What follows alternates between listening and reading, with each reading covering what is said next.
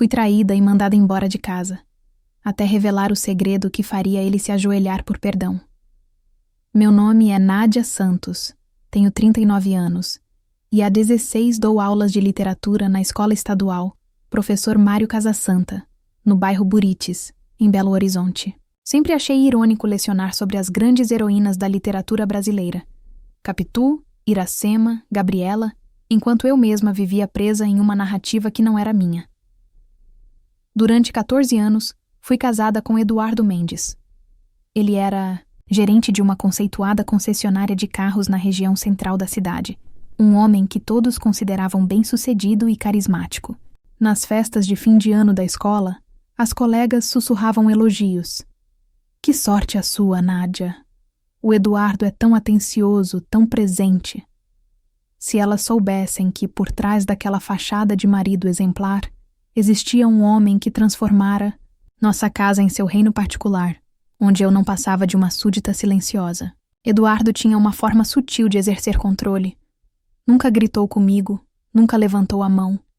Sua violência era mais refinada. Era o olhar de desaprovação quando eu chegava 10 minutos atrasada do trabalho.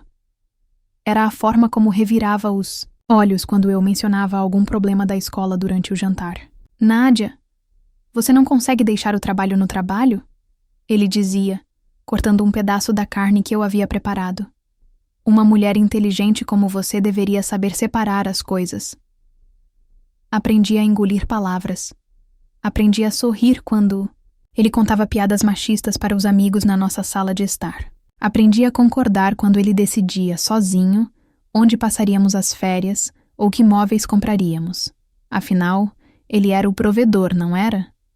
Ou pelo menos era assim que ele gostava de se enxergar. A ironia é que nossa casa, aquela casa, bonita de 2 andares no Buritis, com o jardim que eu cuidava aos domingos e a cozinha americana onde preparava seus pratos favoritos, havia sido comprada inteiramente com meu dinheiro. A indenização que recebi após a morte do meu pai, quando Eduardo e eu ainda éramos noivos, foi o que tornou possível aquele lar. Mas ele nunca se interessou pelos detalhes burocráticos. Você entende dessas coisas melhor que eu, amor, disse na época, enquanto eu assinava sozinha todos os papéis no cartório. Naquela terça-feira de março, uma reunião pedagógica foi cancelada de última hora. Cheguei em casa 2 horas mais cedo que o habitual, com uma pilha de provas para corrigir e a intenção de preparar aquele estrogonofe que Eduardo tanto gostava. A porta da frente estava destrancada, o que me pareceu estranho. Ele sempre trancava tudo quando estava em casa. A casa estava silenciosa, mas havia algo diferente no ar. Um perfume que não era meu pairava no corredor. Meus passos na escada, de madeira, ecoaram mais alto que o normal, como se a própria casa tentasse me avisar do que estava por vir. Foi então que ouvi. Risos, sussurros. Aquele som inconfundível de intimidade que eu conhecia bem, mas que há meses não compartilhava. Parei diante da porta do nosso quarto. Do meu quarto. Com a mão no peito, sentindo meu coração martelar contra as costelas.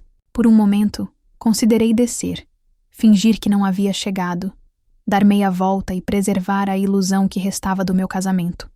Mas empurrei a porta. Eduardo estava deitado na cama que eu havia escolhido e comprado, com uma mulher jovem de cabelos cacheados que eu nunca tinha visto antes. Ela devia ter uns 20 e poucos anos, talvez a idade que eu tinha quando nos conhecemos. Por alguns segundos eternos, nós 3 ficamos congelados naquele tablô grotesco. Então Eduardo se virou para mim, e o que vi em seu rosto não foi culpa ou vergonha, foi irritação, pura irritação, como se eu fosse uma intrusa interrompendo um momento privado. Pegue suas coisas e saia, ele disse sem sequer se cobrir. Aqui não é mais sua casa. A mulher puxou o lençol até o pescoço constrangida, mas Eduardo manteve aquele olhar frio e determinado. 14 anos de casamento resumidos naquelas 7 palavras. Eu poderia ter gritado. Poderia ter feito uma cena, atirado coisas, exigido explicações. Mas algo dentro de mim, uma voz que há anos eu havia silenciado, sussurrou uma única palavra. Espere. Então saí, em silêncio, sem lágrimas, sem súplicas. Mas levei comigo algo que Eduardo jamais imaginaria. A chave de um segredo que transformaria seu reino em cinzas. A casa da minha irmã Tainá, no bairro São Gabriel, sempre teve um cheiro característico, uma mistura de produtos capilares, café forte e o perfume de jasmim que ela borrifava na sala toda manhã. Nos primeiros dias após sair de casa, esse aroma me consolava de uma forma que eu não conseguia explicar. Era como se cada inalação me lembrasse de que ainda existiam lugares no mundo onde eu era bem-vinda. Tainá me recebeu sem fazer perguntas desnecessárias. Ela simplesmente abriu a porta do quarto de hóspedes, colocou toalhas limpas sobre a cama e disse: "Fica o tempo que precisar, mana. Aqui você tem paz."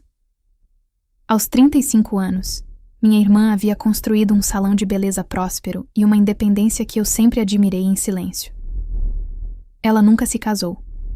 Nunca sentiu necessidade de validação masculina. E observá-la, naqueles primeiros dias, foi como redescobrir uma versão de mim mesma que eu havia esquecido que existia. Durante as primeiras semanas, eu funcionava no piloto automático.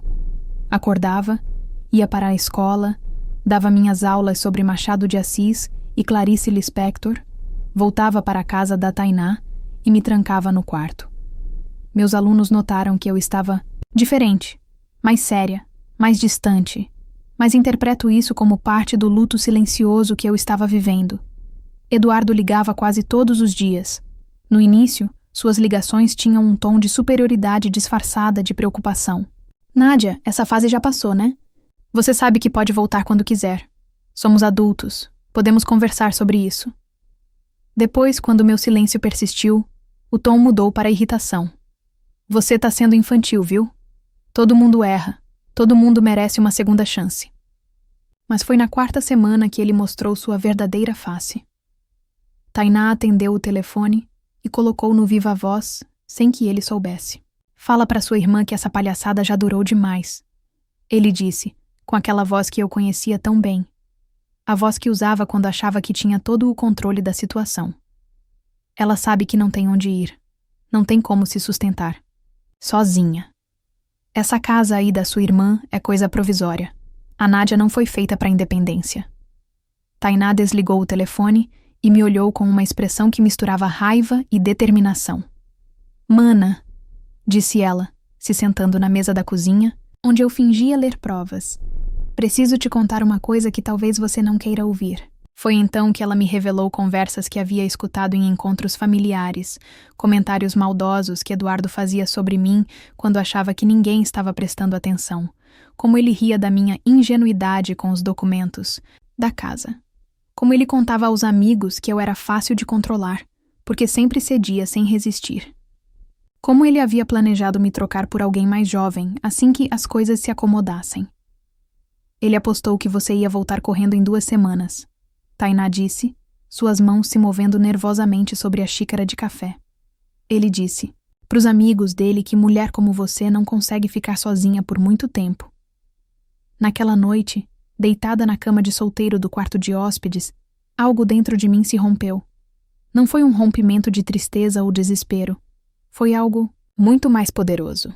Foi como se anos de submissão e silêncio tivessem criado uma pressão interna que finalmente encontrou uma fissura para explodir. Levantei e fui até o armário onde guardava meus documentos pessoais. No fundo da pasta, encontrei o que procurava. A escritura da casa do Burites. Aquele papel amarelado com minha assinatura solitária e o selo do cartório representava algo que Eduardo jamais havia considerado importante. Sentei na cozinha de Tainá, sob a luz fraca da lâmpada fluorescente, e li cada linha daquele documento, como se fosse a primeira vez. Nádia Santos, estava escrito ali. Apenas meu nome, apenas minha propriedade. Na manhã seguinte, liguei para o Dr. Henrique Moura, o advogado que havia cuidado dos trâmites quando meu pai morreu.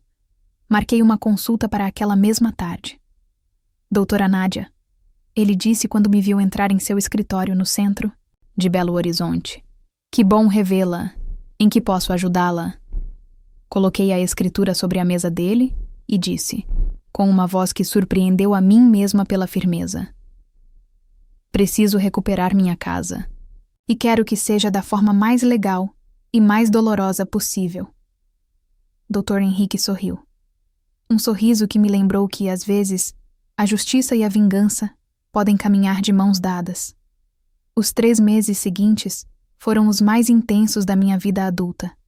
Dr. Henrique se mostrou não apenas um advogado competente, mas um estrategista nato. Durante nossas reuniões semanais em seu escritório na Rua da Bahia, ele me explicou cada detalhe do processo de reintegração de posse, como se estivesse me ensinando os movimentos de um jogo de xadrez muito particular. Nádia, ele disse durante nossa segunda consulta, ajustando os óculos sobre a pilha de documentos. Tecnicamente, seu marido é um invasor. Ele nunca teve direito legal àquela propriedade. Mas vamos fazer isso passo a passo, com toda a documentação necessária. Quando chegarmos ao fim, não haverá brecha para contestação. Enquanto o Dr. Henrique trabalhava nos aspectos legais, eu me dediquei à coleta de evidências. Foi um processo que exigiu uma frieza que eu não sabia possuir. Conversei com vizinhos, documente as idas e vindas de carros desconhecidos na garagem da minha antiga casa. Fotografei a jovem que agora vivia ali como se fosse a dona do lugar. Descobri que se chamava Carla, tinha 28 anos e trabalhava como manicure em um salão no bairro Funcionários. Através de uma colega da escola que conhecia uma cliente do salão, soube que Carla não fazia ideia da situação legal da casa.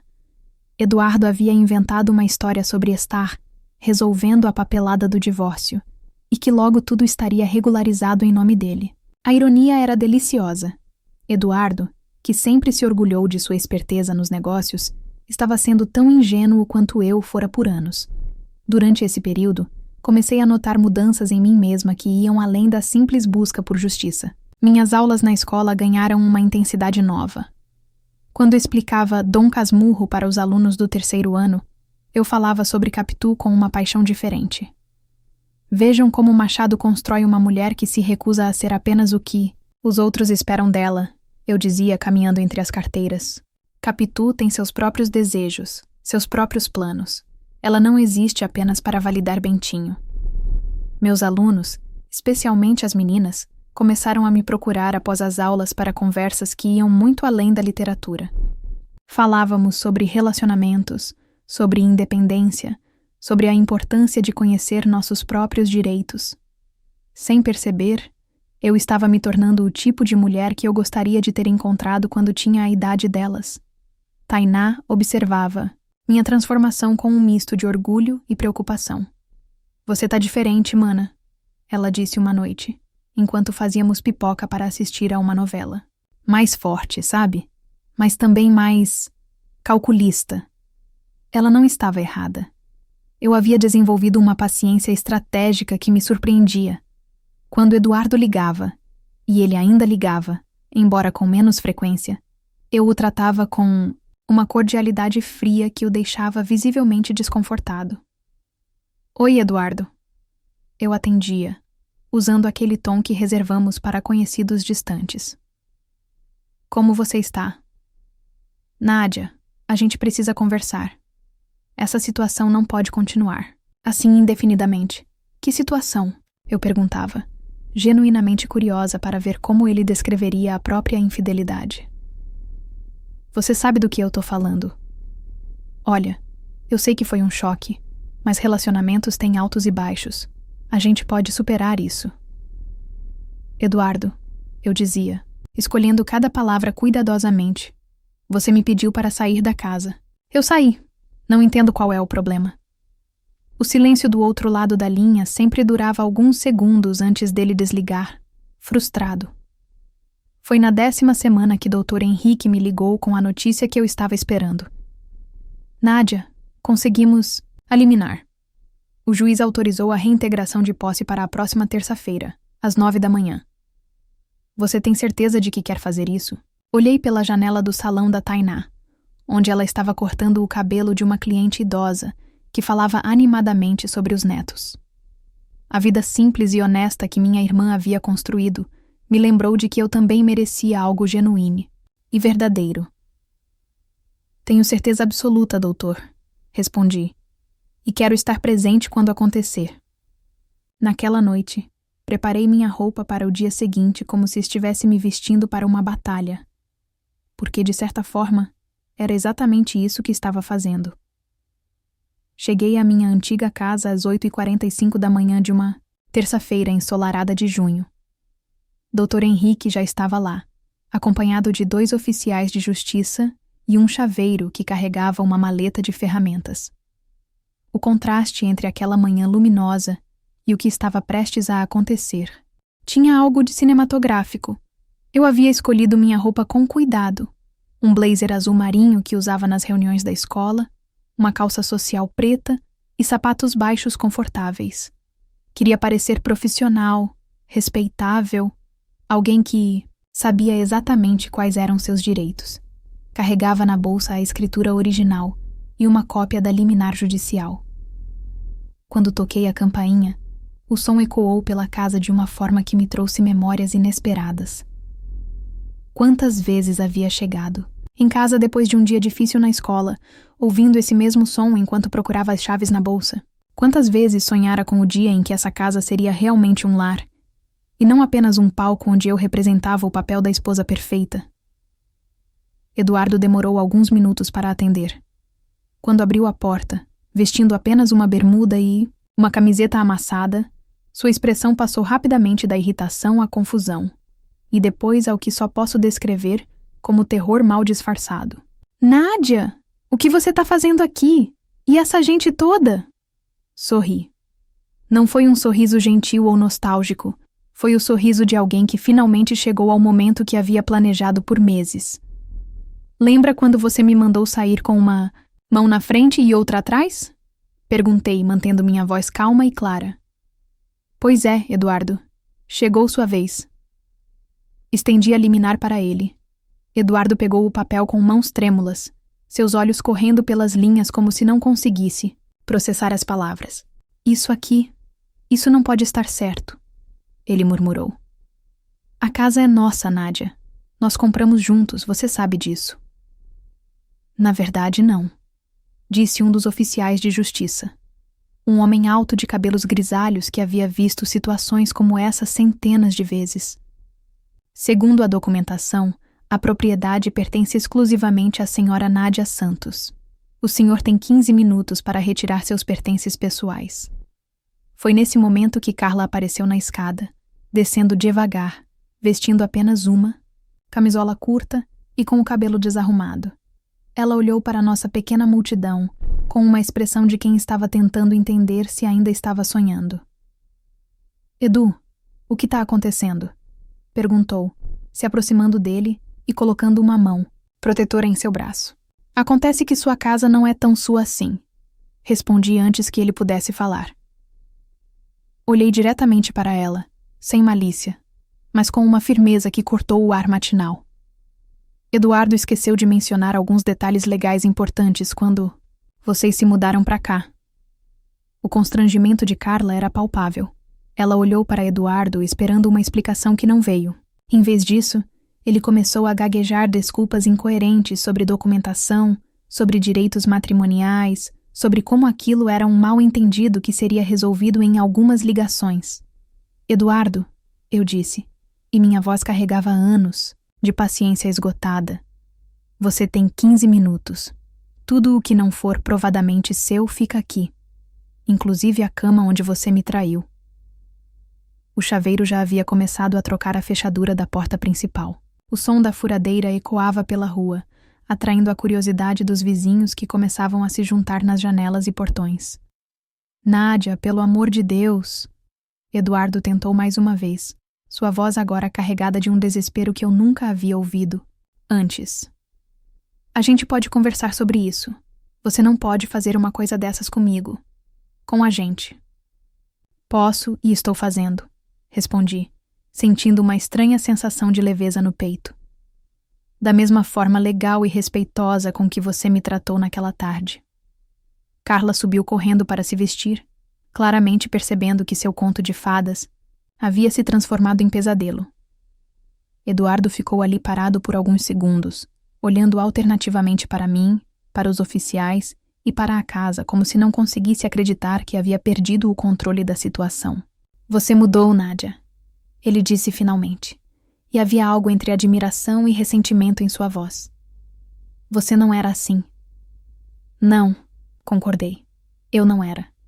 Que bom que descobri quem eu realmente sou.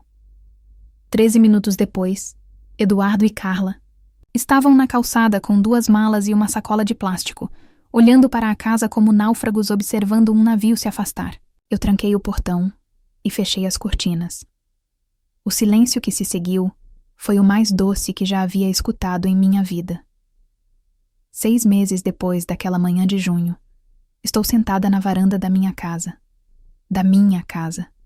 tomando café e corrigindo redações dos meus alunos sobre empoderamento feminino na literatura brasileira. É uma ironia deliciosa que não passou despercebida nem por mim nem por eles, que acompanharam de perto minha transformação ao longo do ano letivo.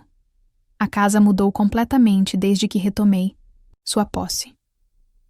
Redecorei cada cômodo, não apenas para apagar os vestígios da presença de Eduardo e Carla, mas para criar um espaço que finalmente refletisse quem eu sou. A sala de estar, que antes servia principalmente para as reuniões de negócios dele, agora é um ambiente acolhedor com estantes cheias de livros e uma poltrona de leitura posicionada estrategicamente próxima à janela. O quarto principal, que carreguei por tanto tempo as memórias dolorosas da traição, foi completamente renovado. Novas cores, móveis diferentes, até mesmo um pequeno escritório onde preparo minhas aulas. Tainá vem jantar comigo todas as quartas-feiras.